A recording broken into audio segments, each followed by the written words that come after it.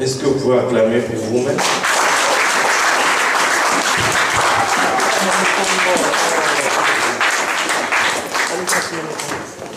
Alléluia. Amen. Est-ce que vous êtes disponible? Amen. C'est vrai ça? Yes. Alors lève-toi là où tu es, je vais prier.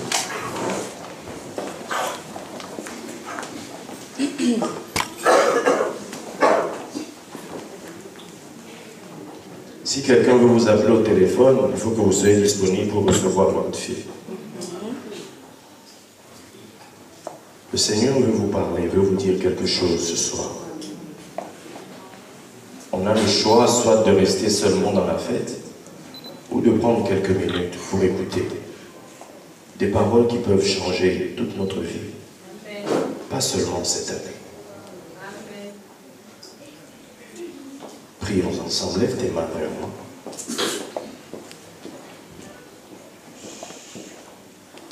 Shekinah, présence divine. Il t'a plu de transporter ton temple jusqu'ici ce soir, cette nuit. Je ne reconnais que toi au-dedans du sanctuaire. En haut, en bas, au nord, au sud, à l'est, à l'ouest. Je ne reconnais que ta présence. Et pendant ce temps que tu me donnes pour m'exprimer dans ce lieu, que mon visage soit ton visage, que ma voix soit ta voix, que ce corps soit réellement ce qu'il est, ton temple. Que ceux qui sont venus ici ce soir ne repartent pas comme ils sont venus. Qu'une parole éternelle, qu'une parole d'éternité soit semée dans leur cœur, afin qu'ils aient des raisons véritables de se réjouir dans les jours qui viennent. Telle est ma prière et tel est mon vœu pour cette église et pour tous ceux qui ont été invités ici. Dans le nom de Yeshua, j'ai ainsi prié. Celui qui est d'accord dit Amen. Amen. Alors prends place.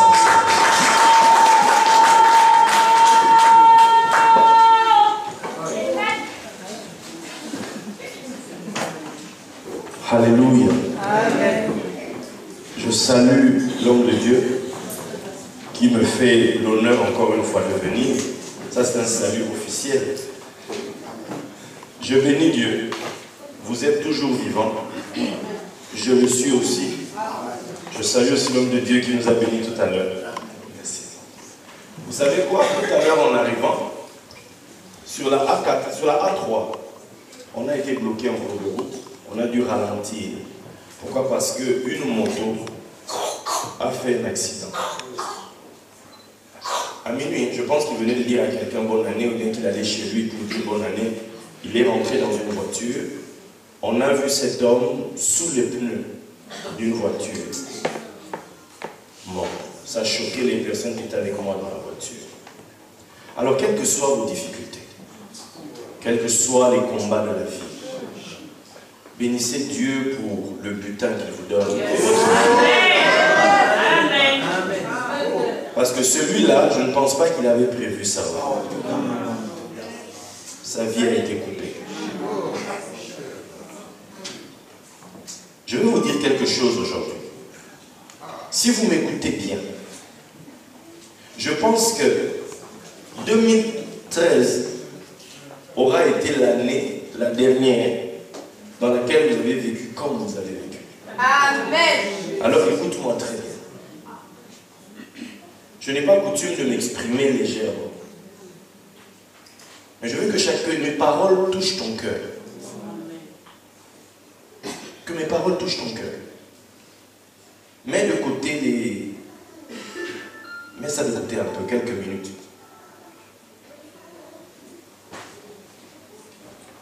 Quand j'ai parlé avec l'homme de Dieu, il m'a dit la pensée qu'il y avait dans son cœur. Dieu lui a dit 2014, année de paix. Moi, dans mon ministère, 2014 porte un nom, c'est l'année de la grandeur. Mais ici, je viens pour vous qui venez ici à cause de l'homme de Dieu, l'apôtre. Nous avons tous des calendriers différents. Mais vous dépendez de celui à l'ombre duquel vous vous tenez. Et il a dit 2014 année de paix. Alors je suis saison de paix. Je suis resté, comme je l'ai dit, aujourd'hui j'ai dormi le matin à 6 heures.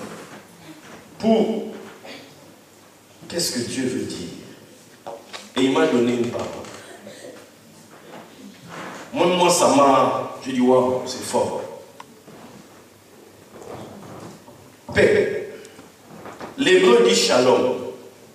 Vous connaissez le mot shalom? On dit souvent aux gens, quand on dit bonjour, on dit shalom.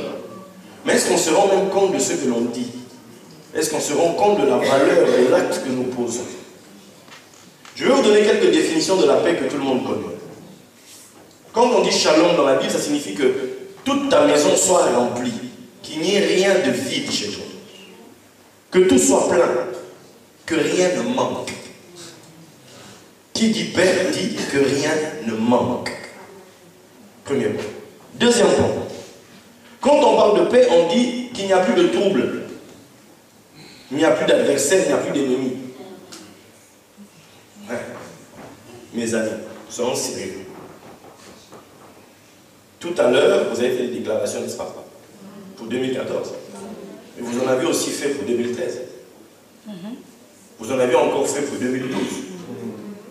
Vous en avez aussi fait depuis 2011. On peut remonter jusqu'à ce que tu viennes dans les églises. C'est toujours les mêmes choses que nous faisons, oui ou non? Bon. Si tu ne veux pas que, à la bonne année 2015, que tu refasses les choses, toujours la même chose et que rien n'a changé, ouvre tes oreilles.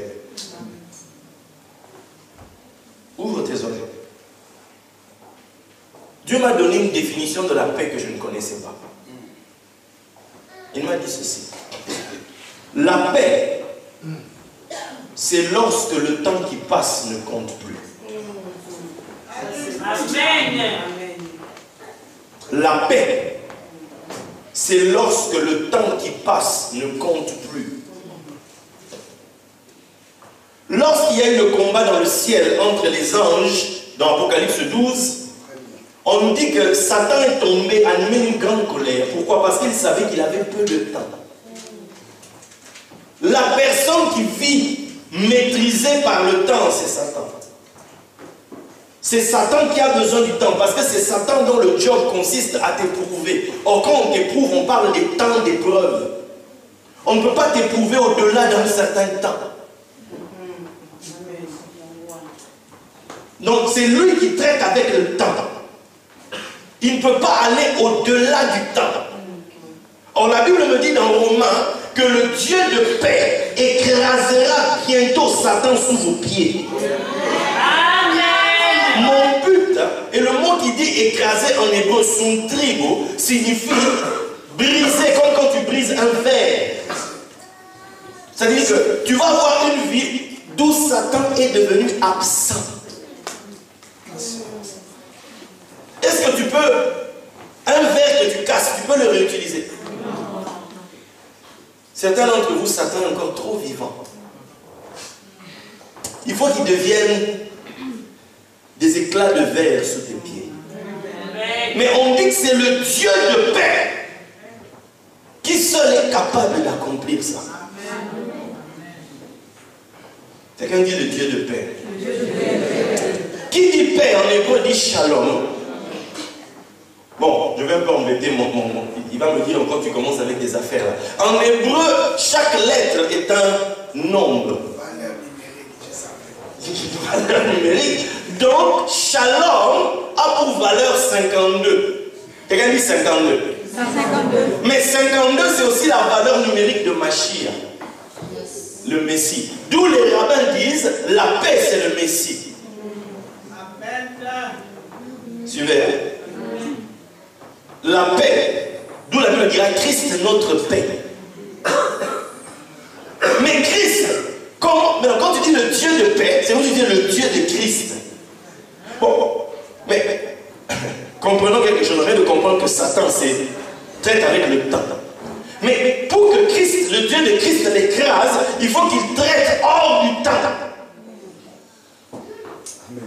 D'où dans Michée 5, on nous dira qu'en parlant de Christ qui doit venir, on dit que lui, ses jours, son origine remonte à l'éternité. Ce qu'on appelle en hébreu olam. L'éternité. C'est-à-dire que c'est le domaine avant que Dieu crée. Parce que le temps commence quand Dieu crée. Maintenant, Dieu veut t'emmener à percer le mystère qui remonte avant ta création. Parce que la seule chose qui ne change pas, c'est ce qui est avant le temps. Nous, on vit en Europe. Quand on va au Congo, on les embête en leur disant que nous, on vient du monde des 4 saisons. Oui ou non? Oui. Mais 4 saisons, ça signifie que tu dois avoir une garde-robe qui suit. Celui qui vit dans 2 saisons, il n'y a aucun problème. Hein? Mais 4 saisons, dans une garde-robe aussi doit suivre. Donc, le temps change. On a même dit qu'il y a 28 ans dans l'Ecclésiaste, 28. En réalité, c'est 14. De l'opposé l'un et l'autre. La vie, la mort. Ceci, c'est peut-être. Vous êtes là. Amen. Donc 14 est lié au temps. Mais toi, tu as besoin, pour dominer 2014, de te tenir dans la position hors du temps. Voilà pourquoi Jésus dira, Père, glorifie-moi de la gloire qui est la mienne depuis avant la fondation du monde. Jésus se positionnait toujours hors du temps. Il dit, prenez possession du royaume qui vous a été préparé quand? Avant la fondation du monde. C'est-à-dire avant le temps. Avant les turbulences. Avant les changements. Vous savez ce qui nous fait souvent mal? Regarde là, on vient de faire une promesse, mais tu vas sortir d'ici. Tu n'as pas encore la chose concrètement. Et quand la chose tarde, ton cœur a mal. Quand un désir est différé, on souffre. Oui ou non? Oui. C'est quoi? C'est le temps. C'est le temps. Mais la plupart d'entre nous, tu vois, on vient de dire 2014 sera une grande année, etc. Mais écoute-moi, Dieu te dit une chose qui va te choquer. 2014 ne t'apportera rien si toi, dans ta tête, rien n'a changé. Amen. Amen. Si tu as toujours la même mentalité depuis des années, t'en fais pas. 2014, tu vivras les mêmes choses. Amen. Et même pire. Pas parce qu'on a changé qu'on est en 2014 que c'est magique. C'est pas magique. C'est ta tête là-dedans. Tu prospéreras comme prospère l'état de ton âme. Tu es tel que sont les pensées de ton âme. Si les pensées de ton âme sont des pensées d'en bas, tu resteras en bas. 2014 ou même 2020 vont te trouver toujours en bas. La Bible dit, reçois instruction, Jérusalem, de peur que je ne te détruise. On pense que c'est devenu de la blague, quoi. Que c'est du jeu. Le monsieur qui est mort, là, il venait de dire peut-être bonne année à quelqu'un. Mais ça n'a rien changé à son affaire. La voiture qui devait l'écraser, l'a écrasé. Et toi, tu risques de sortir ici aussi et vivre la même scène. Et on va accuser pour rien l'apôtre. Oh, Aleki Simon. Il a fait passer quelqu'un. Alors que c'est ta propre tête. La Bible dit, le châtiment qui nous donne la paix.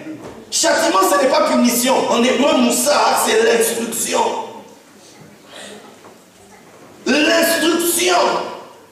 qui va me donner la paix, est tombé sur lui. Si le Jésus que tu suis ne te donne pas une connaissance qui t'établit au-dessus du temps, tu es malheureux. Quelqu'un comprend ce que je raconte ici? Amen. Écoutez.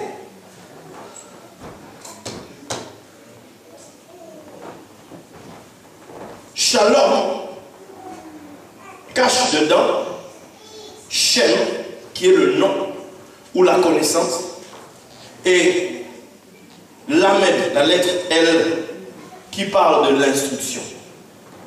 En fait, la paix cache le nom de celui qui doit t'instruire. Tu n'as pas de paix si tu n'as pas reçu une qualité d'instruction. Donc, en 2014, change ta manière de voir l'homme ou les hommes qui se tiennent ici, qui ouvrent ce livre pour t'instruire. Parce qu'ils sont dangereux. S'ils parlent mal, tu es mort, assis à ta table, à ta chaise. Mais s'ils parlent bien, tu prospères. Sois attentif quand tu entres dans cette maison. C'est le lieu où est dressée une chaire avec le livre, où quelqu'un se tient ici avec crainte et tremblement pour te parler, pour te dire quelque chose. Mais si tu ne comprends pas ça, tu es mort, quoique marchant devant les gens. Dis 2014. 2014. Année de ma paix. Année de ma paix. Lorsque Dieu a révélé son nom à Gédéon en disant qu'il s'est révélé à Gédéon pour que Gédéon délivre le peuple, il vient vers Gédéon, Gédéon dresse l'autel et puis il donnera le nom. Son nom sera Yahweh Shalom. Et Yahweh Shalom, comme stratégie pour vaincre les ennemis de son peuple, il dira à Gédéon, prends 300 personnes. Dieu va choisir 300 personnes avec des flambeaux allumés qu'on va recouvrir dans des pots. Et on ira briser juste ça. Quand on a brisé, la lumière a brillé, n'est-ce pas? Et les ennemis ont fui parce qu'il y a eu trompette et ça. Deux choses à la fois. Qui dit trompette dit révélation de la parole. Qui dit vase que l'on brise, c'est le voile que l'on en retire pour libérer une lumière cachée depuis longtemps. C'est quand cette chose-là se fait que tu vois la vérité. Jésus dit, vous connaîtrez la vérité. Et la vérité fera quoi? Elle fera quoi? Si tu es encore esclave, c'est parce que tu es encore ignorant. Ignorant de la vérité. Qui dit vérité? Le grec, quand il parle de vérité, il dit aletheia. Aletheia cache dedans un mot qui signifie non-oubli. La vérité, en fait, c'est atteindre la dimension où tu récupères tout ce que tu avais oublié. Mais quand Jésus nous prêche, et qu'il dit qu'en le suivant, on va découvrir ce qu'on a oublié. On a oublié quoi? On a oublié quoi? Écoutez cette tradition juive qui raconte que quand un enfant naît, il y a un ange, l'ange de sa destinée qui se tient là, et qui frappe l'enfant ici. Vous voyez, on a tous quelque chose là, non? Là. Voilà, certains c'est tellement mal que bon, bref, non, tu as vu là. Voilà, donc, on te frappe ici et tu oublies tout ce que tu as vu avant. Donc quand tu entres dans le temps, tu as oublié. Tu penses que tu es... Comment tu t'appelles? Bon. Tonton Loutonade. Quand il est né, son père a dit, voici tonton, fils de Loutonade. C'est bien ça? Bon, ok. Et lui, il vit parmi nous, on continue à l'appeler qui? Tonton. Parce que nous croyons qu'il est tonton. En réalité, il n'est pas tonton. Ma soeur, toi. Les gens pensent que tu es Marie-France, mais tu n'es pas Marie-France. Vous vivez tous avec ce que vous ont donné, ce qui vous ont reçu dans le temps. Et vous avez oublié ce que Dieu a établi avant la fondation du monde. Quand Dieu a appelé Jérémie, Jérémie dit, je suis trop jeune, je ne peux pas faire cette affaire. Dieu dit, mon ami, qu'est-ce que tu me racontes? Toi là, je te connaissais avant que tu ne sois formé dans le ventre de ta mère. Avant que tu ne sois conçu, je te connaissais. Et je t'avais consacré prophète des nations. Amen. Tu as peur parce que tu ne sais pas quel était le projet de Dieu avant même que tu ne viennes sur terre. Tu trembles devant cet oncle, tu trembles devant cette tante, devant ce papa, devant cette maman, devant ce grand-père, devant cette grand-mère. Parce qu'eux, ils te disent que c'est nous qui t'avons fait. Il faut qu'ils te disent bien. La Bible dit que Dieu, c'est Dieu qui donne la semence au semeur. C'est-à-dire que Dieu a pris une semence qu'il avait déjà formée, qui avait un projet, un nom. Dieu a pris ça. Il a dit, papa le tonnerre, viens ici. J'ai estimé que c'est pas chez toi que va entrer celui que moi j'ai déjà préparé. Bon, fais-le rentrer dans le monde. Le premier, c'est papa le tonnerre lui a appelé l'homme. Il dit, ah, tonton, voilà pourquoi les Juifs gardaient l'enfant 7 jours sans lui donner de nom et attendaient le 8e jour pour révéler son nom. Parce qu'il fallait qu'il reçoive la révélation des 7 cieux, la révélation du temps d'avant, la révélation de l'éternité, pour qu'il puisse comprendre cet enfant c'est qui. En réalité, ce n'est pas un homme charnel, mais c'est Dieu qui vient prendre chair et qui vient sur la terre. D'où le nom biblique. Regardez le texte qu'a lu l'homme de Dieu. Il a lu Zacharie et Élisabeth. Zacharie, c'est Zacharia. Yah, c'est le diminutif de Yahweh. Élisabeth, c'est Elisheba, diminutif de Elohim. Donc, chacun d'entre nous, dans le projet de Dieu, porte en lui Dieu. Mais tu dois découvrir toi dans Dieu. Je parle à quelqu'un.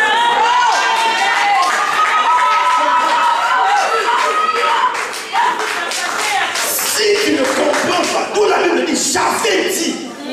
C'est pas j'ai dit, j'avais. Elle dit c'est avant. Vous êtes des dieux. Vous êtes tous des fils du Très-Haut. Mais le problème c'est que tu as oublié ça. Tu ne sais plus ce que c'est que marcher dans la divinité. Amen. Tu ne sais plus ce que c'est que marcher dans une dimension où rien ne peut t'atteindre.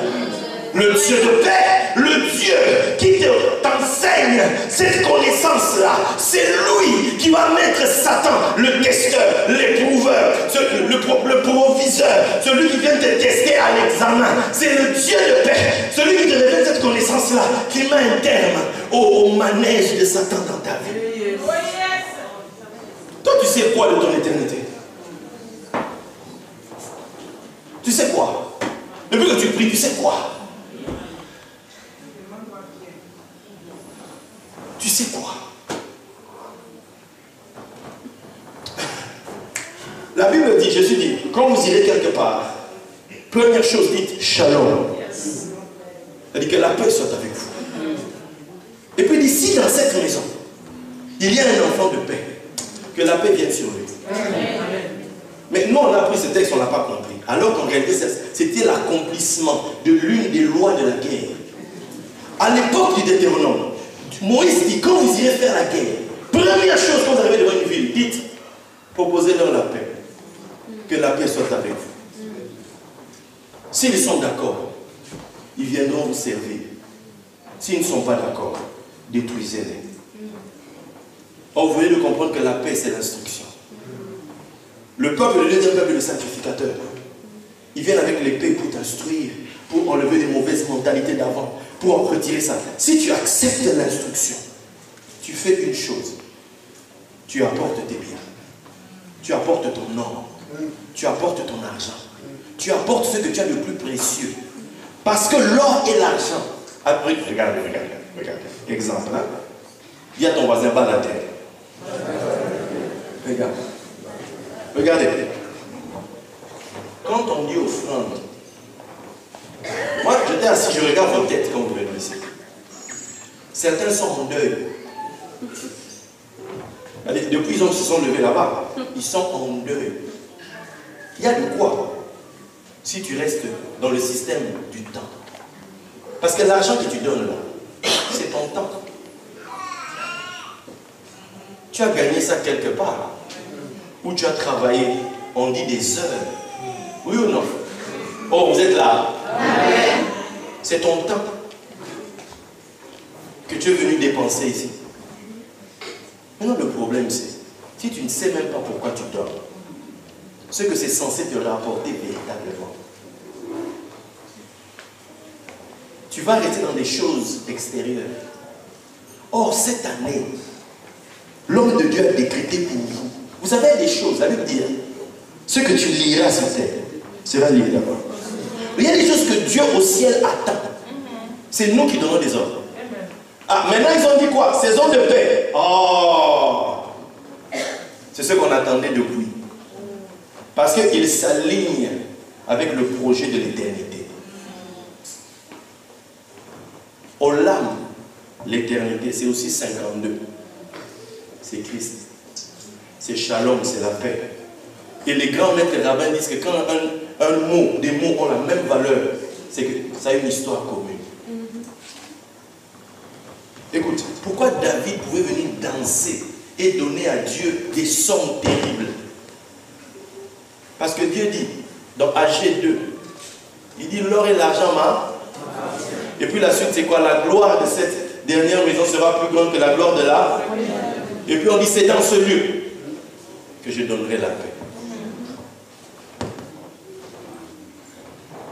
Si tu n'as pas compris que l'argent que tu as en main, c'est pour acheter le temps. Vous connaissez ce verset, non? Je vous entends.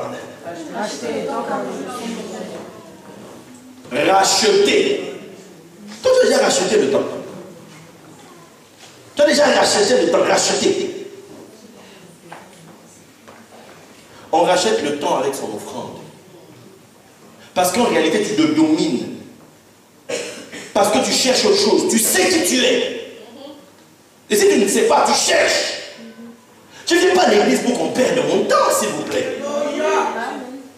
Je ne suis pas un homme de Dieu. Moi, c'est ce que je dis à mes gens. Ne me suivez pas pour perdre votre temps. Si vous êtes fatigué de moi, il faut partir. Et même ça. Mais si vous me suivez, sachez pourquoi. Si vous suivez l'apôtre Paul Monga, sachez pourquoi. Sachez cibler en lui la chose de Dieu. Sachez cibler en lui la grâce divine. Sachez cibler en lui cette capacité qu'il a pour percer les Écritures, pour percer le voile, afin que vous aussi, vous perciez ce voile et que vous découvriez le projet de Dieu établi depuis avant la fondation du monde. Parce que le jour où tu découvres ça, tu es libre. Tu es libre. Aucun sorcier peut venir te toucher. Parce que tous sont enfermés dans le temps. Mais toi, tu es hors du temps. Parce que le jour où Dieu t'imaginait, il n'était même pas là. Il n'était pas là. Jésus marchait, les gens l'appelaient fils de Joseph, fils de Matata, fils de tel, fils de tel. On pensait qu'il était ça. Mais alors que ses jours remontaient à l'éternité. Et quand il parle, il se tient là. Toi, tu te tiens où quand tu parles? Tu es qui quand tu parles?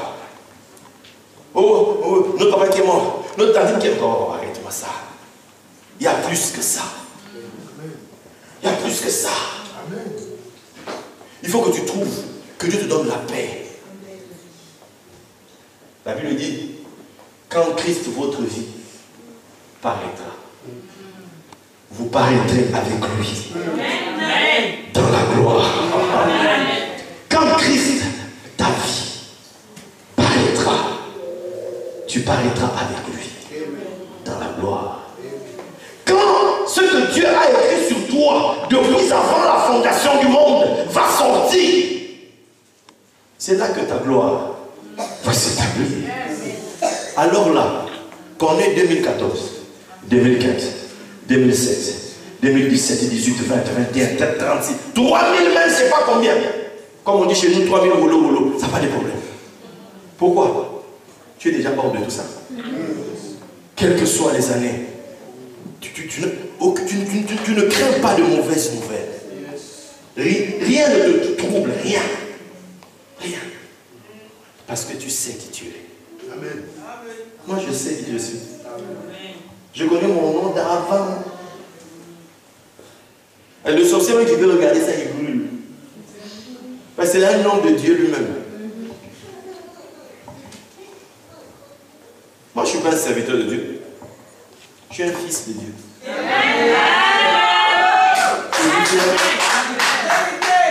Je suis l'image de Dieu invisible. Je suis le reflet de sa gloire. Je suis l'empreinte de sa personne. Là où j'arrive, Dieu est là. Dieu est prêt à s'exprimer. C'est comme ça que Jésus fonctionnait. C'était là où il se tenait. Je ne suis pas un ange. Les anges me servent. C'est différent. Mais or, ce que je dis sur moi, c'est aussi vrai pour toi. Mais tu ne le sais pas. Tu ne le sais pas. Et c'est ça qui est malheureux. Les hommes de Dieu viennent parler. Ils s'époumonnent. Mais si toi, tu ne comprends pas là où ils veulent tourner, tu vas toujours tourner en rond. Et vous savez comment ça se termine? Quelques temps après, on te voit dans des de Paris, dans des lieux de deuil de Paris, en train de critiquer les pasteurs, de critiquer les hommes de Dieu, de dire qu'ils ne sont pas bien, ils trompent les gens, etc. Mais toi-même, tu ne sais pas qui tu es. Si vous êtes mes disciples, vous garderez ma parole et vous connaîtrez la vérité. Et la vérité vous affranchira. Je vais m'arrêter ici. Je veux souhaiter à chacun d'entre vous une année de paix véritable. Je te souhaite que cette année-ci, que les hommes, nous en Europe on appelle 2014, mais que les Juifs appellent 5774, que les musulmans appellent aussi d'un autre nom. Donc chaque religion donne sur ses dates. Mais ce n'est pas ça qui nous importe. Ce qui nous importe, c'est qu'aujourd'hui, maintenant, une voie a traversé l'éternité. C'est fait cher pour te dire ça. Ta paix, c'est quand le temps qui passe ne compte plus. Parce que tu connais déjà la voie d'éternité qui ne change jamais. Dieu ne change pas parce qu'il n'est pas dans le temps. Il est hors temps. Mais c'est toi qui changes. Quand tu as beaucoup d'argent, tu souris. Quand l'argent diminue, ton visage est devenu bizarre. Quand le mari est là, on te sent madame. Mais quand il se bat, on te sent... C'est-à-dire, on voit des changements, des changements, des changements. C'est le temps. Il y a des gens qui se réveillent le matin, oh, le soleil. Ah, je vois ça plus chez mes sœurs les blanches. Ils savent admirer un beau soleil. Ah, le beau temps. Mais moi, j'en ai une. Elle venait dire à peine le beau temps, juste après qu'il y a eu la pluie. Le visage a changé. La tristesse est entrée. Oh, ce temps. Donc, toi, tu es influencé par l'extérieur. Le temps, c'est lorsque des hommes parlent. On te met dans une atmosphère. On décrète. Nos paroles peuvent être du vent. Nos paroles peuvent être de la pluie. Nos paroles peuvent être du feu. Nos paroles peuvent être de la neige. Quand on parle, il y a un temps, une saison, comme il a dit là. Saison. Une saison dure 3 mois. Mais après, il faut encore une autre saison. Un autre décret. Je vais m'arrêter ici.